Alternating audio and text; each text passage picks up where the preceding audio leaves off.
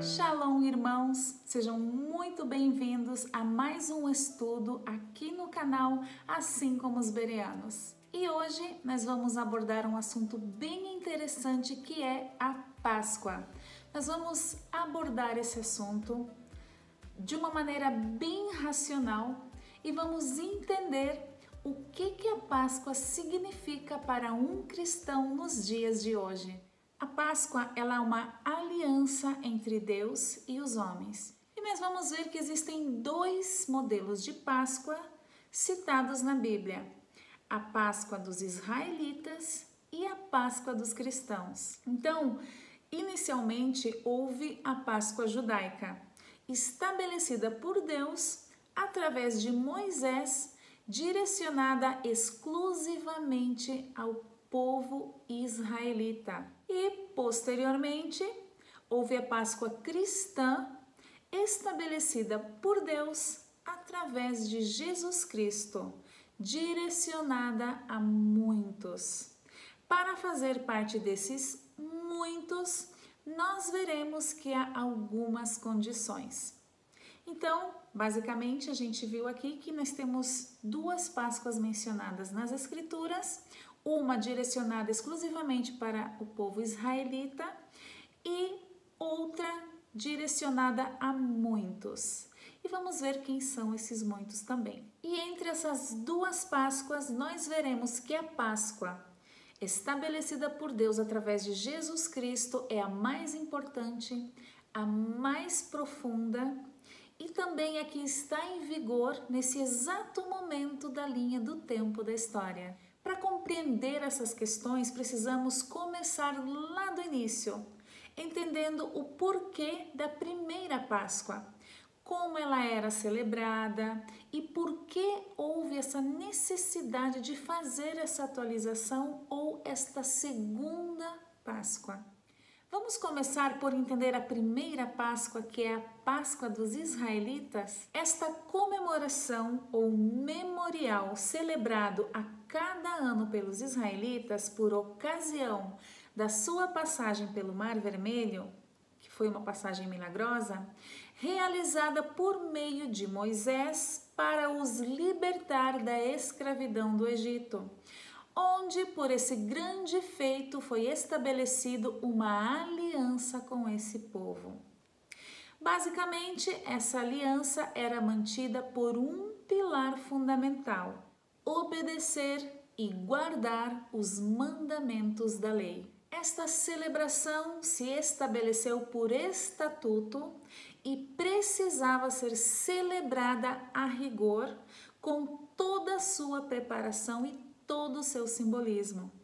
A Páscoa ou Pessach, que significa passagem, era o modo com que os israelitas recordavam essa grandiosa libertação pela passagem no Mar Vermelho concedida por Deus através de Moisés.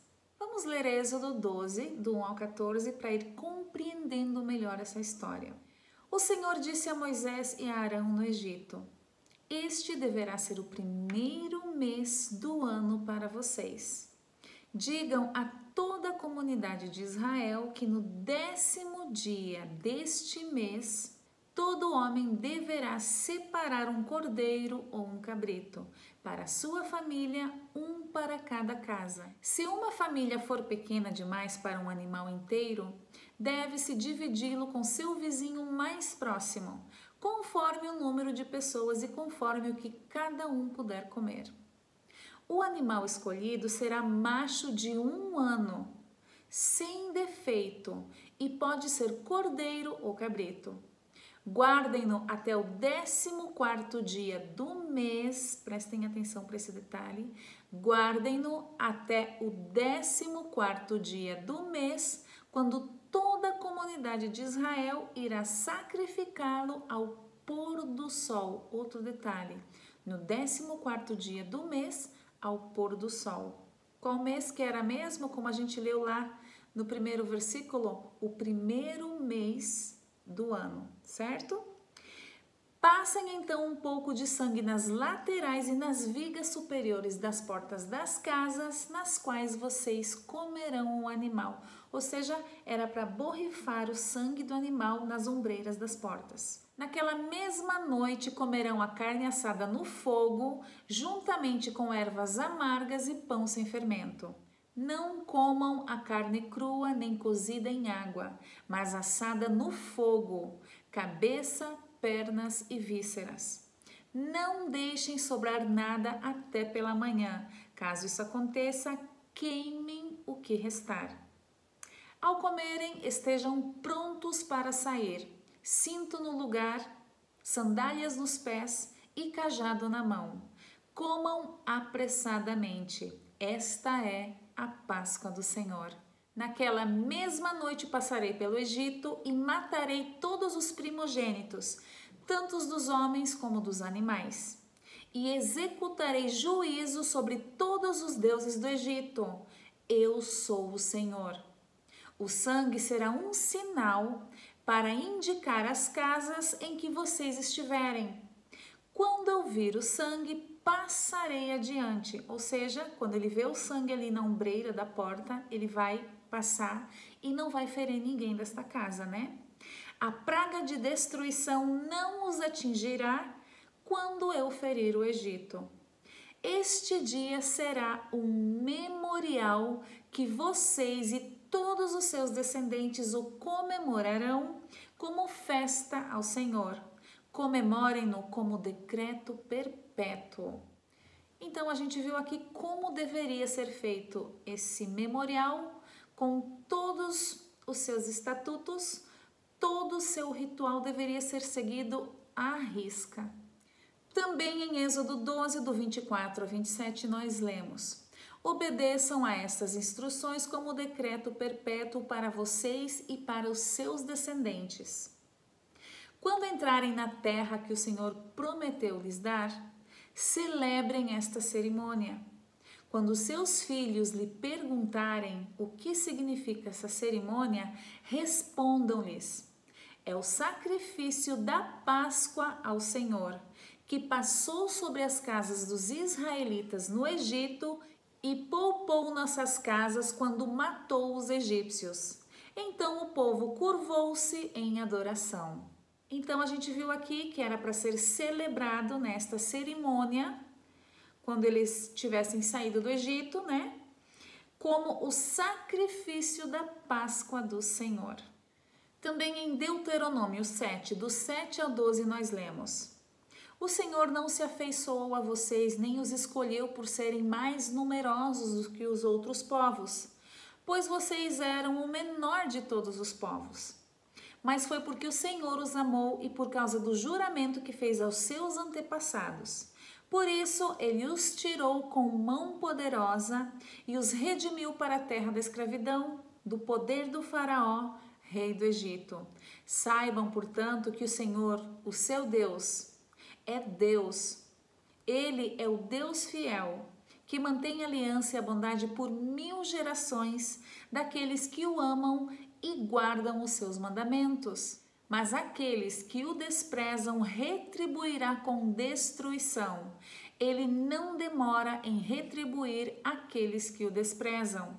Obedeçam, pois, à lei, isto é, aos decretos e às ordenanças que hoje lhes ordeno.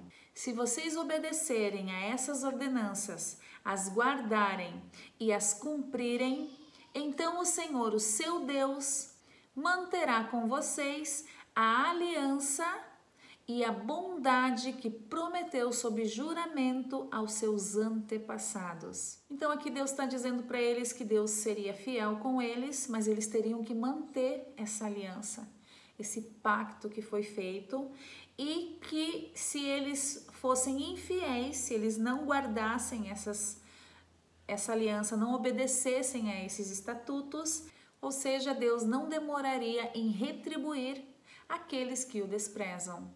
Será que essa comemoração tinha um mês, um dia e uma hora estabelecida para ser comemorada? Vamos ver em Êxodo 12, do 2 ao 6, algumas partes que nos dão estas respostas. Ali no versículo 2, nós lemos que este deverá ser o primeiro mês do ano para vocês.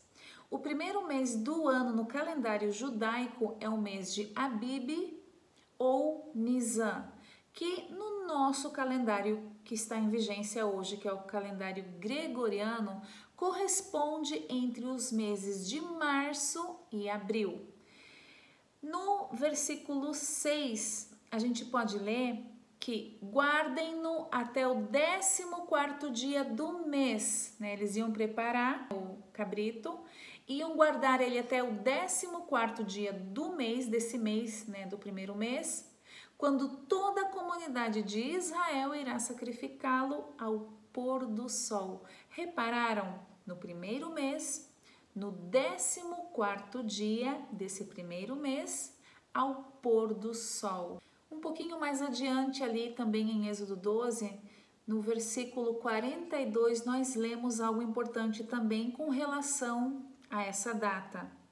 Assim como o Senhor passou em vigília aquela noite para tirar do Egito os israelitas, estes também devem passar em vigília esta mesma noite, para honrar ao Senhor por todas as suas gerações. Repararam no detalhe aqui? Tem que ser a mesma noite, daquele dia de 14 de Nisan, no primeiro mês.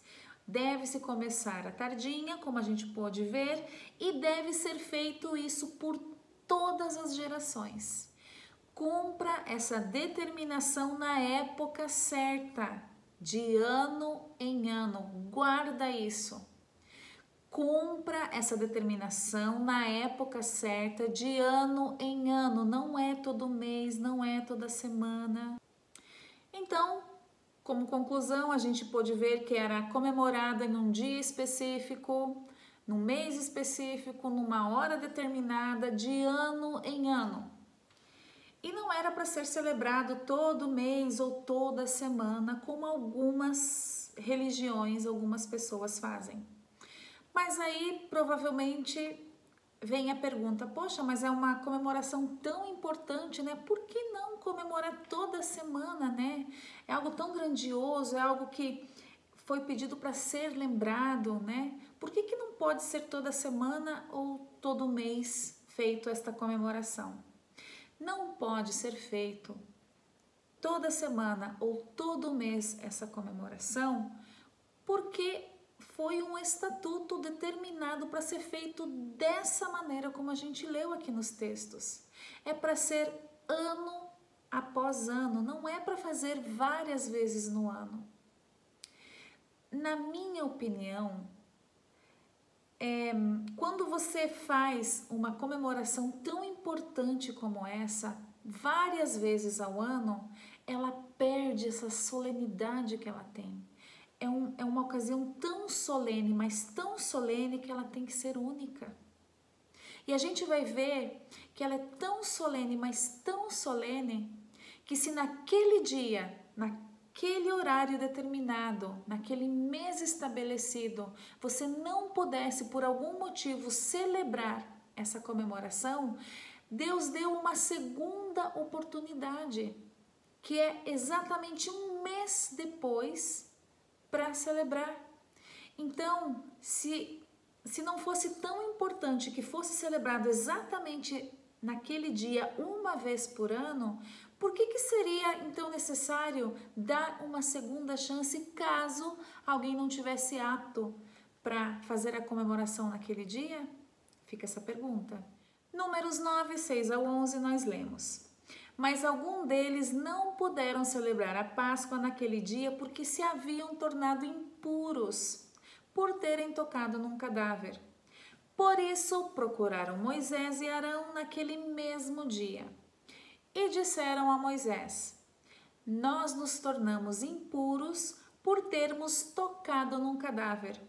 Mas por que deveríamos ser impedidos de apresentar a nossa oferta ao Senhor por ocasião própria, como os demais israelitas? Então Moisés lhes respondeu: esperem até que eu saiba o que o Senhor ordena a respeito de vocês. Então o Senhor disse a Moisés: diga o seguinte aos israelitas: quando alguém de vocês ou dos seus descendentes se tornar impuro por tocar um cadáver ou porque estará viajando ou distante por algum motivo de viagem, ainda assim poderá celebrar a Páscoa do Senhor. Reparem no versículo 11 diz: deverão celebrá-la no dia 14 do segundo mês ao pôr do sol. Comerão o cordeiro com pães sem fermentos e com ervas amargas. Repararam se naquele dia específico que foi estabelecido no estatuto, eles não pudessem comemorar por estar viajando ou por estarem impuros, eles tinham uma segunda oportunidade, que era exatamente um mês após aquele dia de 14 de Nisan, exatamente um mês após, também ao pôr do sol. Repararam que se naquela oportunidade não pudesse, teria uma segunda oportunidade. Então, isso deixa muito claro que não deveria ser comemorado todos os meses. Era ou naquela primeira oportunidade ou numa segunda oportunidade, caso não tivesse como comemorar ali na primeira. E não todos os meses. Ou, pior ainda, todas as semanas. Outro detalhe interessante que a gente vai abordar, e essa comemoração, essa celebração era tão específica, tão direcionada aos israelitas, que se um forasteiro quisesse participar dessa celebração, ele teria que primeiro ser circuncidado. Vamos ver onde está escrito isso? Vamos lá para Êxodo 12, 43 a 49, que nós lemos. Disse o Senhor a Moisés e a Arão: estas são as leis da Páscoa. Nenhum estrangeiro poderá comê-la. Reparem como era direcionado aos israelitas. O escravo comprado poderá comer da Páscoa depois de circuncidado, mas o residente temporário e o trabalhador contratado dela não comerão. Vocês a comerão numa só casa. Não levem nenhum pedaço de carne para fora de casa, nem quebrem nenhum dos ossos. Toda a comunidade de Israel terá que celebrar a Páscoa. Reparem como era um estatuto mesmo. No 48, qualquer estrangeiro residente entre vocês que quiser celebrar a Páscoa do Senhor terá que circuncidar todos os do sexo masculino da sua família. Então poderá participar como natural da terra. Nenhum incircunciso poderá participar. A mesma lei se aplica ao natural da terra e ao estrangeiro residente, ou seja, todos eles tinham que estar circuncidados. Mas o ponto aqui era tão específico para os israelitas que se alguma outra pessoa de fora quisesse participar, ela teria que primeiro se circuncidar, que era um ato de purificação ali que Deus estabeleceu, né? Eles tinham que primeiro se circuncidar para então participar desta comemoração junto com os israelitas. Agora nós vamos entender por que se fez necessário estabelecer uma nova Páscoa e uma nova aliança. Vamos ler em Jeremias 31, do 31 ao 34, que nos diz: estão chegando os dias, declara o Senhor, quando farei uma nova aliança com a comunidade de Israel e com a comunidade de Judá.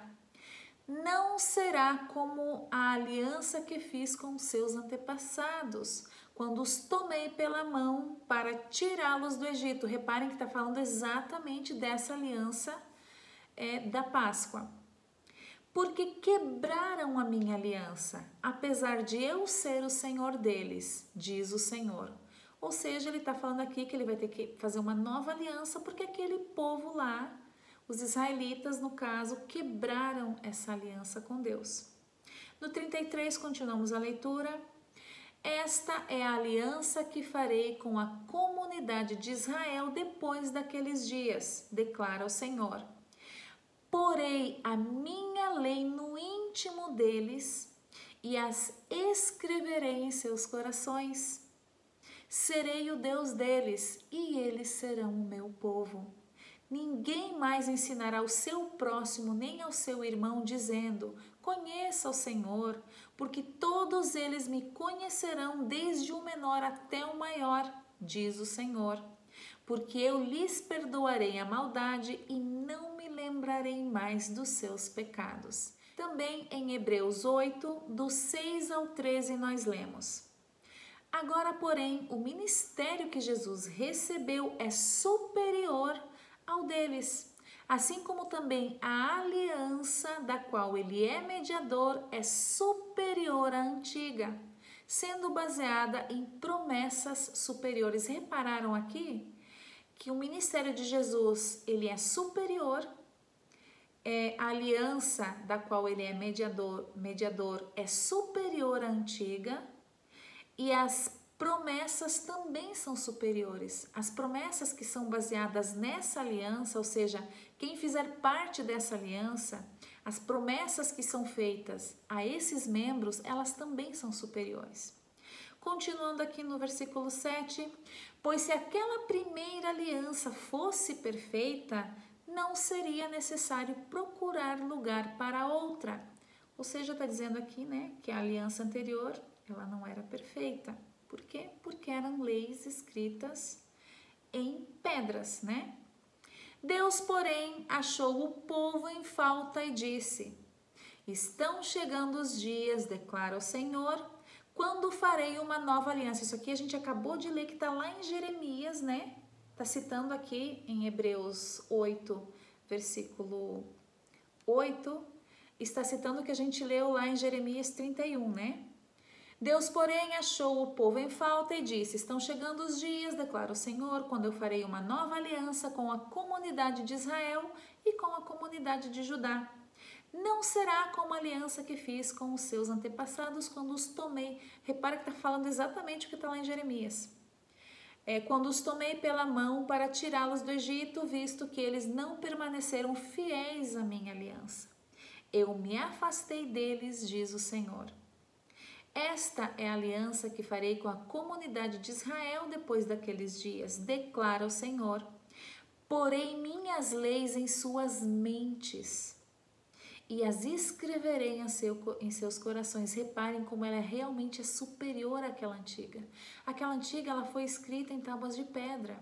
Essa aqui, Deus está falando que Ele vai escrever nas nossas mentes e nos nossos corações, ao invés de pedras, né? Ninguém mais ensinará ao seu próximo nem ao seu irmão, dizendo: conheça o Senhor, porque todos eles me conhecerão, desde o menor até o maior. Porque eu lhes perdoarei a maldade e não me lembrarei mais de seus pecados. Olha aqui uma promessa, né, do perdão dos pecados. Chamando nova esta aliança, ele tornou antiquada a primeira, e o que se torna antiquado e envelhecido está a ponto de desaparecer. Então aqui nós vimos que ele declara que essa nova aliança ela seria muito superior. E a gente viu que ao invés de ela ser escrita em tábuas de pedras, como foi a antiga, ela seria escrita diretamente na nossa mente, no nosso coração. E que ele perdoaria todos, olha as promessas, né? Ele esqueceria de todos os nossos pecados. E ali no versículo 13, chamando nova esta aliança, ele tornou antiquada a primeira, ou seja, ele anula aquela antiga aliança e passa a valer essa aliança através do Senhor Jesus. Também em Hebreus 9, do 15 ao 18, nós lemos: por essa razão, Cristo é o mediador de uma nova aliança.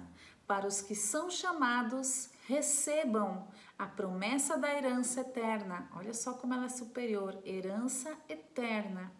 Visto que ele morreu como resgate pelas transgressões cometidas sob a primeira aliança. No caso de um testamento, é necessário que comprove a morte daquele que o fez, pois um testamento só é válido no caso de morte, uma vez que nunca vigora enquanto está vivo aquele que o fez. Por isso, nem a primeira aliança foi sancionada sem sangue. Por isso que tinha que matar lá os cordeiros, né? Para a remissão dos pecados.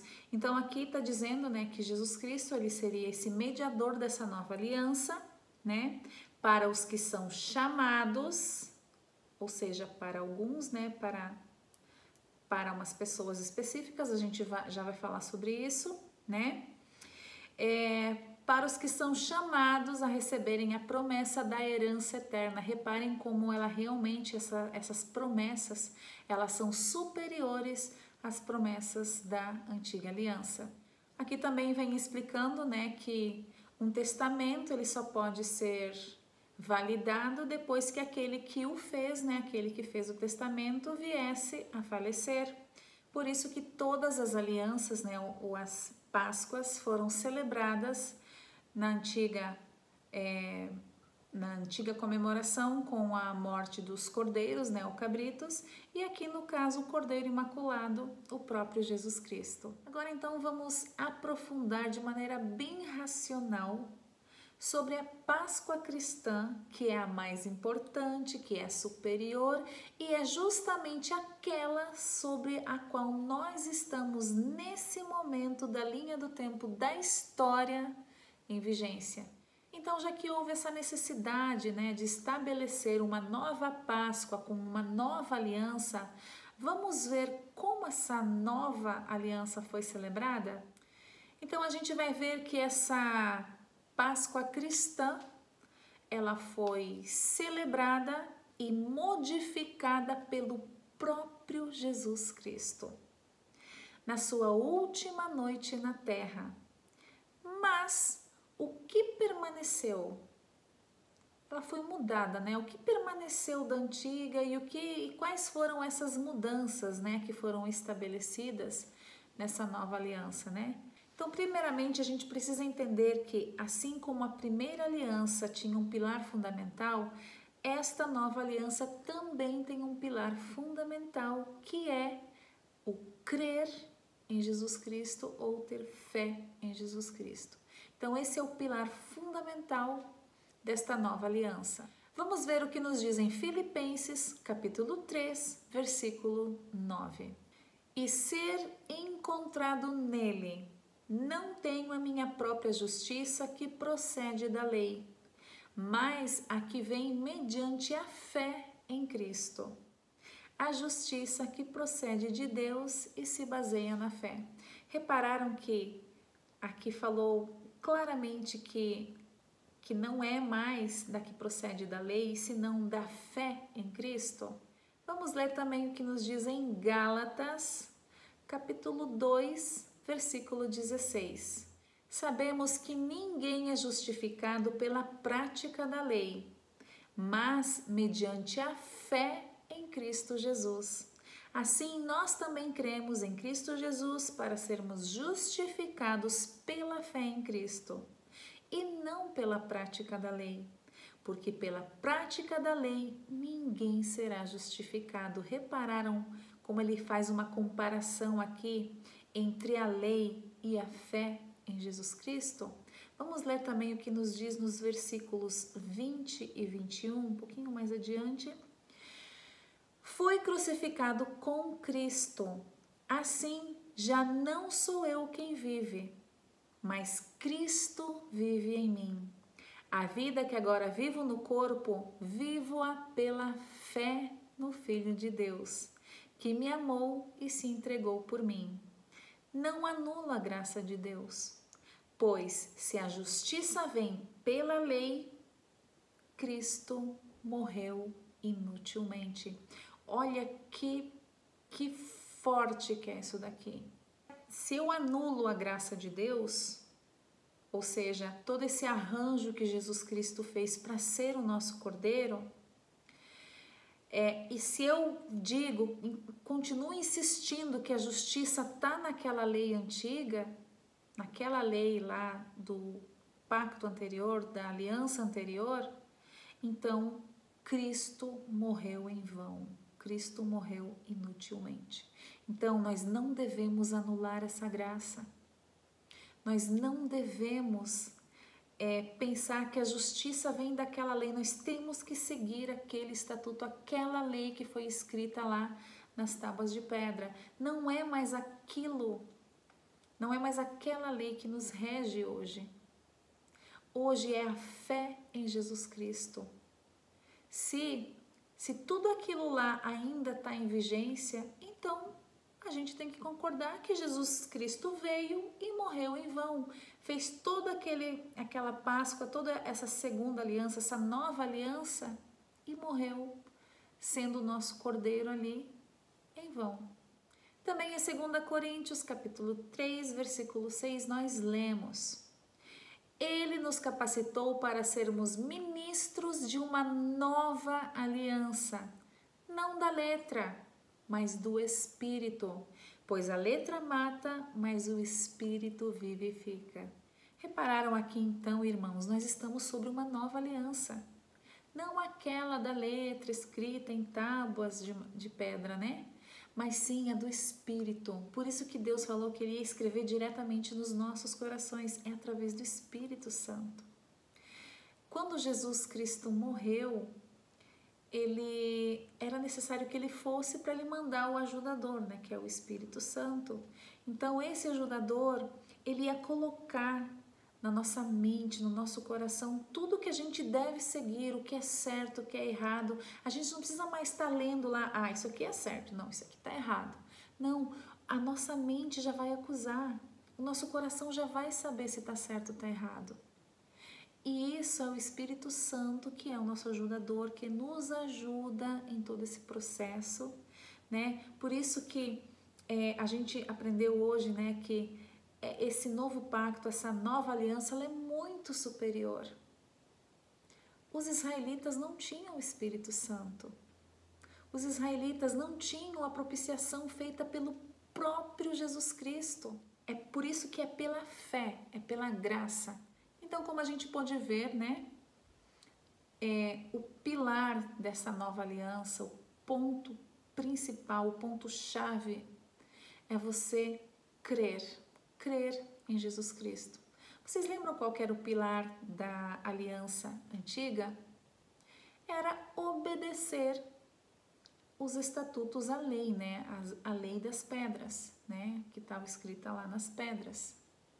E agora mudou-se, né? A gente precisa crer em Jesus. É claro, quando a gente crê em Jesus, todos os estatutos, tudo que é certo e o que é errado, já que está gravado no nosso coração, que Deus falou que ia gravar no nosso coração, agora as leis, a gente já sabe o que está certo e o que está errado. Quando você se diz um cristão, você procura viver uma vida de cristão. Você procura seguir os passos de Jesus. Mas então, como que foi essa preparação? Vamos ver se para esta nova aliança existe um dia determinado. A gente viu muito bem que lá na primeira aliança, da época lá dos israelitas, tinha que ser festejado naquele mês, naquele dia, naquela hora e uma vez ao ano, né? E foi falado muitas vezes que tinha que seguir daquele jeito, não foi? Vamos ver então nessa nova aliança se é que está estabelecido que tem que ser em tal dia e como foi essa preparação, né? Em que dia que Jesus ali comemorou, ele respeitou esse estatuto daquela antiga lei, do dia, do horário, ele celebrava uma vez por ano. Vamos começar lendo Marcos, capítulo 14, versículos 12 ao 17, que nos diz: No primeiro dia da festa dos pães sem fermento, aqui está se referindo à festa antiga, né? Que é do dia 14 de Nisan, no mês de Abib, né? Quando se costumava sacrificar o cordeiro pascal, reparem que é exatamente aquele dia. Os discípulos de Jesus lhe perguntaram: Aonde quer que vamos e te preparemos a refeição da Páscoa? Reparem que até aqui eles vêm respeitando lá o dia, a hora e a preparação para a Páscoa. No 13 nos diz: Então ele enviou 2 de seus discípulos, dizendo-lhes: Entrem na cidade e um homem carregando um pote de água virá ao encontro de vocês. Sigam-no. E digam ao dono da casa em que ele entrar. O mestre pergunta: onde é o meu salão de hóspedes, no qual poderei comer a Páscoa com meus discípulos? E lhes mostrará uma ampla sala no andar superior, mobiliada e pronta. Façam ali os preparativos. Reparem que ele fala, até aqui ele vem conduzindo normalmente os preparativos da Páscoa judaica, né? No 16 continuamos. Os discípulos se retiraram, entraram na cidade e encontraram tudo como Jesus lhe havia dito e prepararam a Páscoa. Ao anoitecer, reparem, ao anoitecer, Jesus chegou com os 12.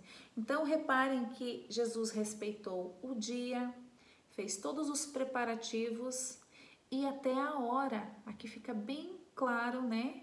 Aqui, ao anoitecer, está no versículo 17, ao anoitecer, Jesus chegou com os 12.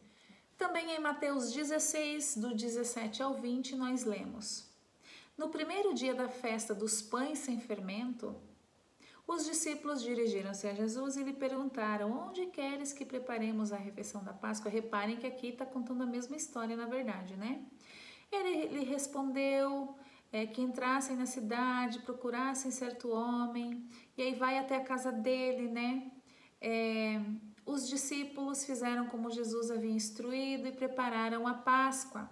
Agora no versículo 20, ao anoitecer, que é ao entardecer, né? Jesus estava reclinado à mesa com os 12. Reparem que ele respeitou exatamente como era feita a Páscoa, lá a antiga Páscoa judaica. Então a gente viu que quanto à data, ao horário, ao mês, Jesus manteve exatamente como era na antiga aliança.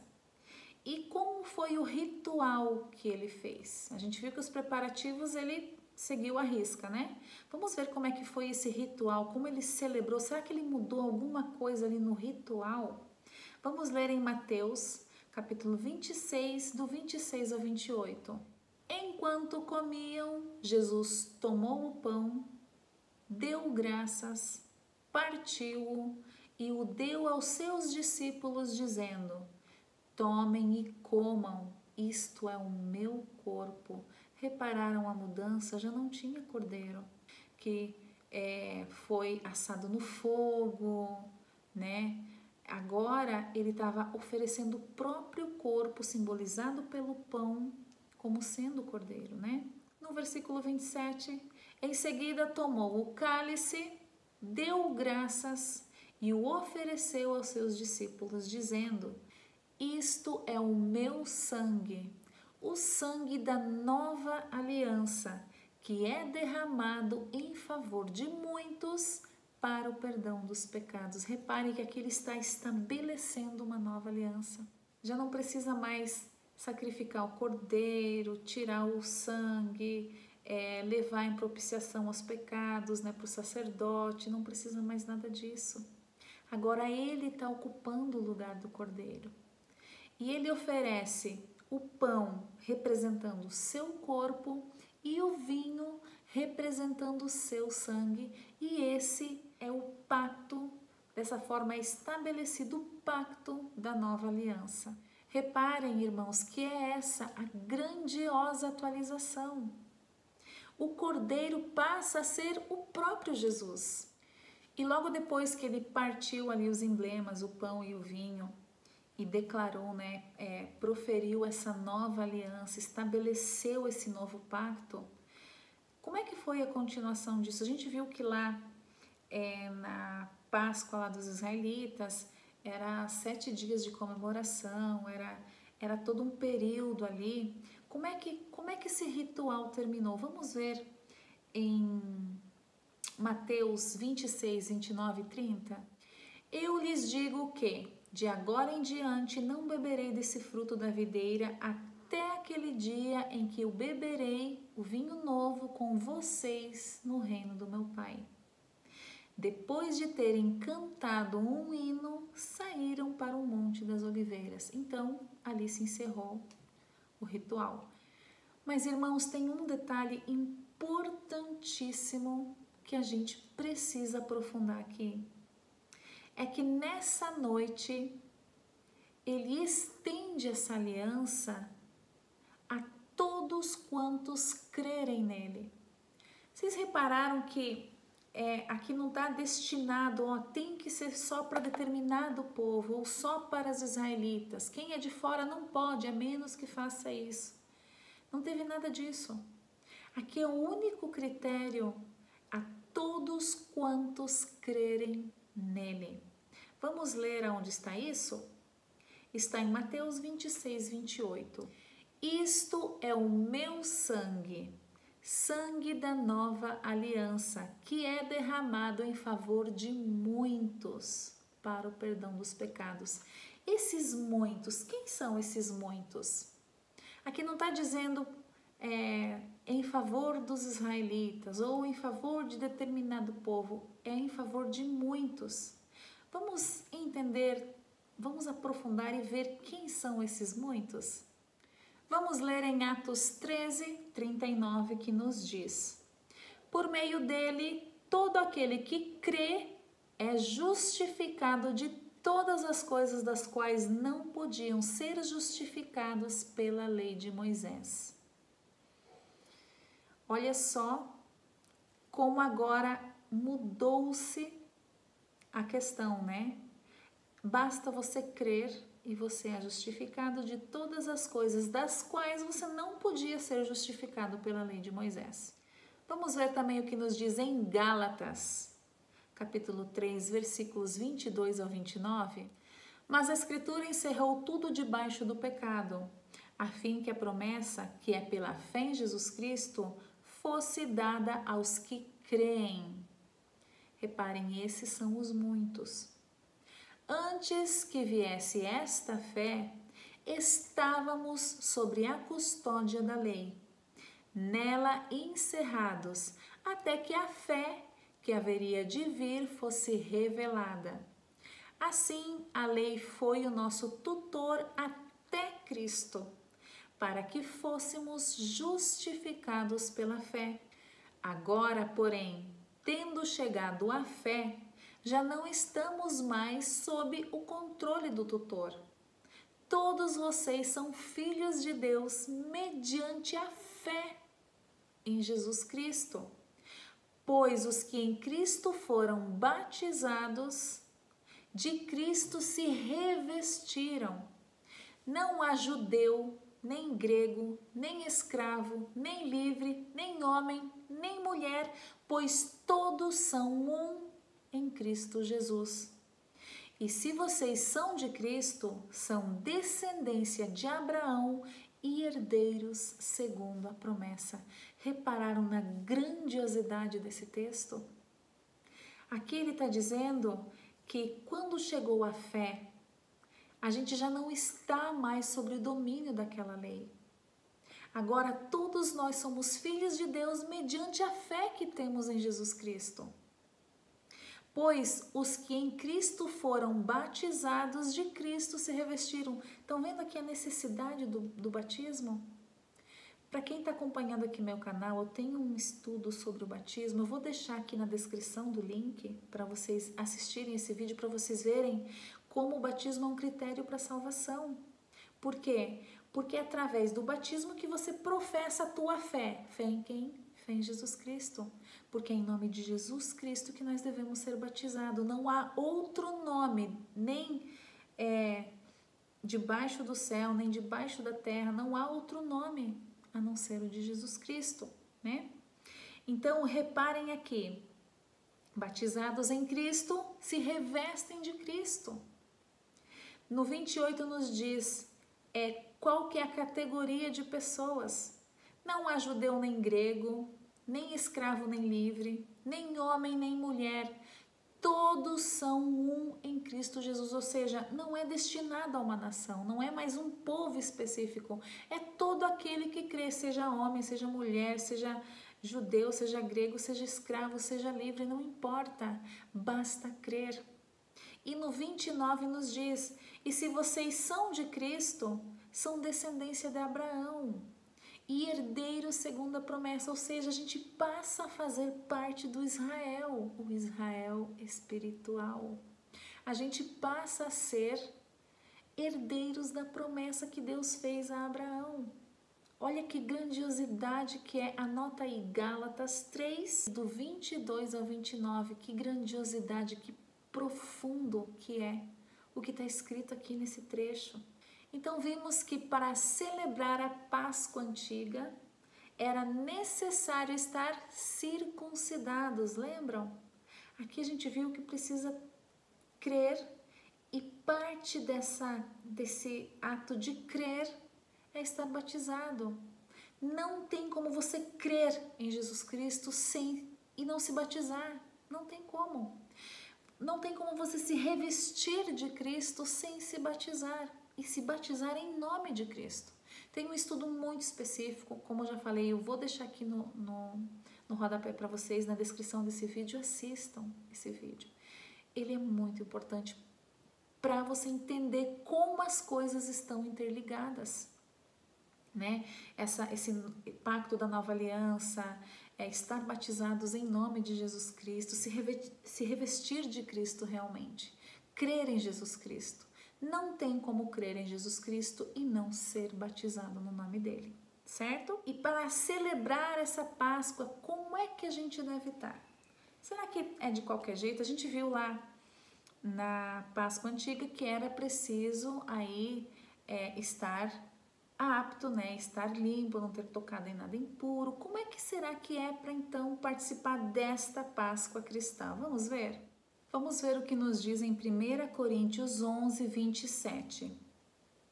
Portanto, todo aquele que comer o pão ou beber o cálice do Senhor indignamente será culpado de pecar contra o corpo e o sangue do Senhor. O que é esse indignamente? Por que você tem que estar digno? Em que sentido você precisa estar digno? Você precisa crer. Crer. Se revestir de Cristo.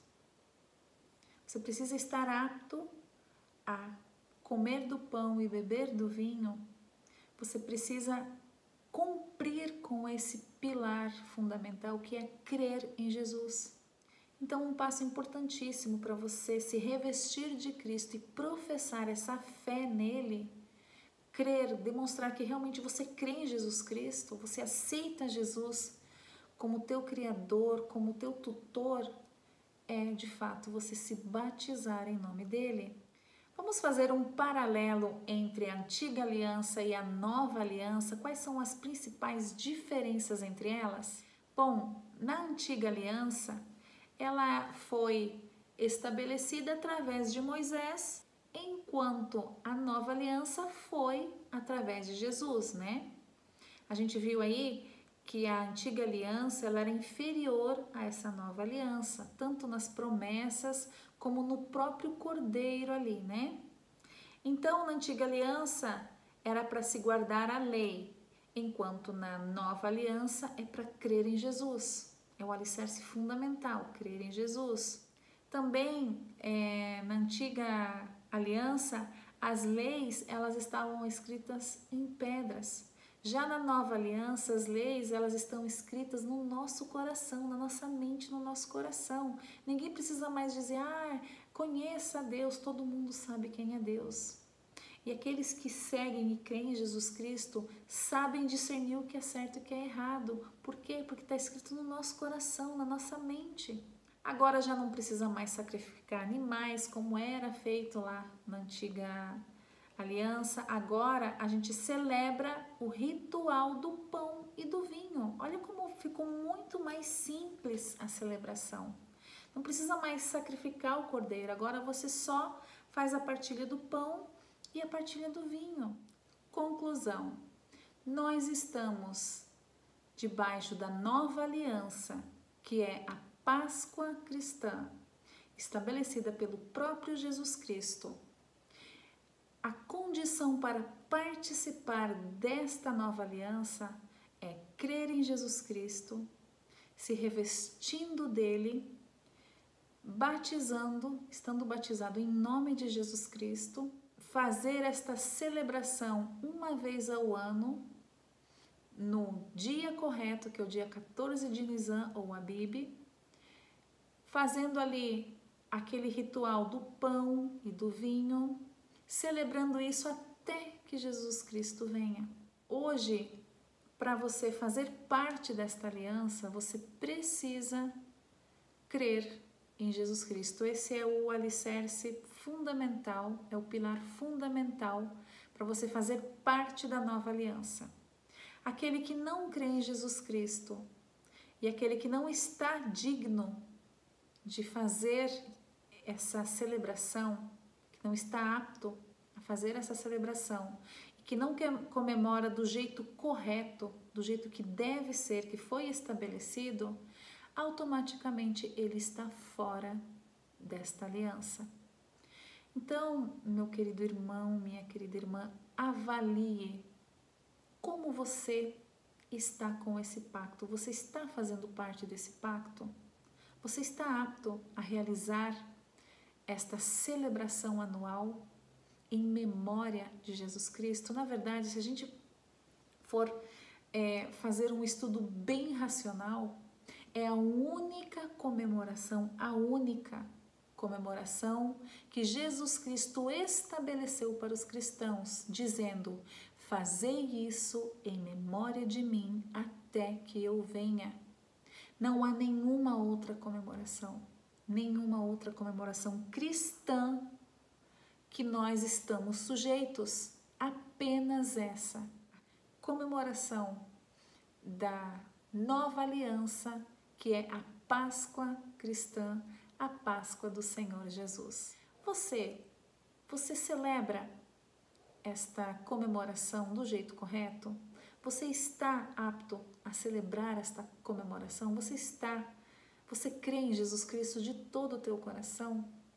Você está revestido de Jesus Cristo? São perguntas que eu acho importantíssimo que você se autoexamine. Conclusão: a Páscoa cristã é a celebração da nova aliança estabelecida por Deus através de Jesus Cristo. Se você crê em Jesus Cristo de todo o teu coração e fazer o ritual com todos os seus estatutos do jeito que deve ser, e você estiver revestido de Jesus Cristo, automaticamente você faz parte dessa nova aliança e você é considerado o herdeiro de Abraão, das promessas que Deus fez a Abraão. Se você não crê em Jesus, e se você não está revestido de Cristo, e se você não faz essa celebração desse pacto, então você automaticamente está fora da aliança. Lembre-se que esta é a única comemoração bíblica que o próprio Jesus Cristo estabeleceu e pediu para que a gente repetisse em nome dele. Fazei isso em memória de mim até que eu venha. Então é isso, meu querido irmão, minha querida irmã. Eu agradeço profundamente por você ter assistido esse vídeo.